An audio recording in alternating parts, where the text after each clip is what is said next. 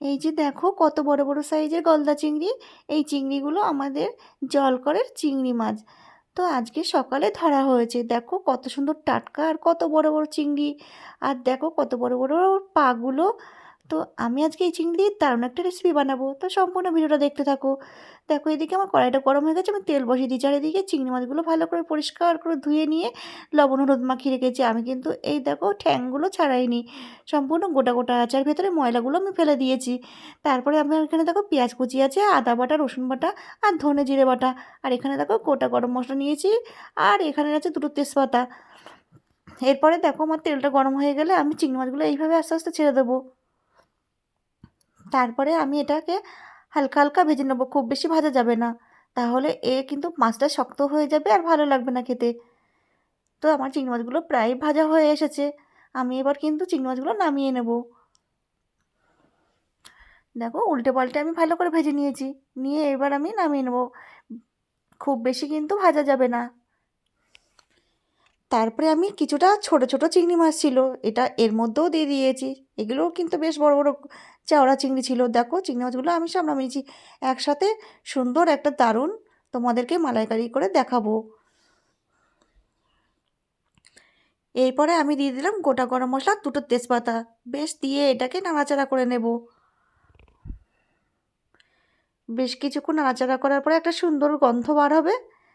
এরপরে আমি পেঁয়াজ কুচিগুলো এর মধ্যে দিয়ে দেবো। তারপরে আমি বেশ কিছুক্ষণ এটা নাড়াচাড়া করতে থাকবো। বেশ পেঁয়াজ কুচিগুলো একটু লাল লাল হয়ে আসবে, তার মধ্যে আমি সামান্য চিনি দিয়ে দেবো যাতে রঙটা ভালো আসে।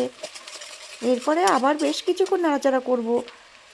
তারপরে সব মশলাগুলো একসঙ্গে দিয়ে দেবো এর মধ্যে। এবার এটা বেশ কিছুক্ষণ নাড়াচাড়া করে নিতে হবে। খুব বেশি হাই স্পিডে দেওয়া যাবে না, গ্যাসের ফ্লেমটা একটু লো মিডিয়ামে রাখতে হবে। বেশ দেখো কি সুন্দর এটা কষানো হয়ে গেছে, আর চারিদিক দিয়ে দেখো তেল বার হতে শুরু করেছে। এরপর আমি কাশ্মীরি লঙ্কার গুঁড়ো আর লবণ হলুদ পরিমাণ মতো দিয়ে দেবো, তোমরা তোমাদের পরিমাণ মতো দিয়ে দেবে।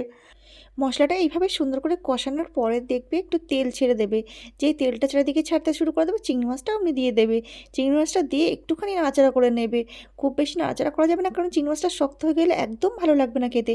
আর আমি এর আগে একটা নারকেল কুড়িয়ে সেটাকে গরম জলে ভিজিয়ে আর শিলে বেটে নিয়ে মিহি করে তারপরে আমি দুধটা বের করে নিয়েছিলাম। আর দুধটা খুব সুন্দর গাঢ় হয়েছিল। এই দেখো আমি এই দুধটা এর মধ্যে ঢেলে দিলাম। এরপর এটা বেশ কিছুক্ষণ আমি ফুটতে দেবো। তারপরে আমি ততক্ষণে গরম মশলাটা বেটে নিয়ে আসি।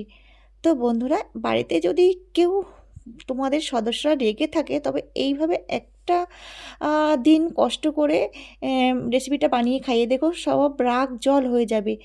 তো বন্ধুরা, আমি গরম মশলাটা বেটে নিয়েছি, এর মধ্যে এবার গরম মশলাটা দিয়ে দেবো। তোমরা যারা ঘি খেতে পছন্দ করো তারা চাইলে কিন্তু 1 চামচ ঘিও দিয়ে দিতে পারো। তো আমার যেহেতু খুব একটা পছন্দ না, তাই জন্য আমি দেইনি। তো যাই হোক বন্ধুরা, দেখো পুরো রেসিপিটা আমার রেডি হয়ে গেছে। আর আজকের আমার এই ভিডিওটা তোমাদের কেমন লাগলো অবশ্যই কিন্তু একটা কমেন্ট এবং একটা লাইক শেয়ার করতে যেন ভুলো না। আর আমার চ্যানেলে যদি তোমরা নতুন হয়ে থাকো, তাহলে কিন্তু চ্যানেলটিকে অবশ্যই সাবস্ক্রাইব করে দিও, যাতে আমার নিত্য নতুন এই রেসিপিগুলো তোমাদের সবার সামনে সবার আগে গিয়ে পৌঁছায়। তো বন্ধুরা, আজকের মতো এই পর্যন্ত। ততক্ষণে সবাই ভালো থেকো, সুস্থ থেকো, বাই, টাটা।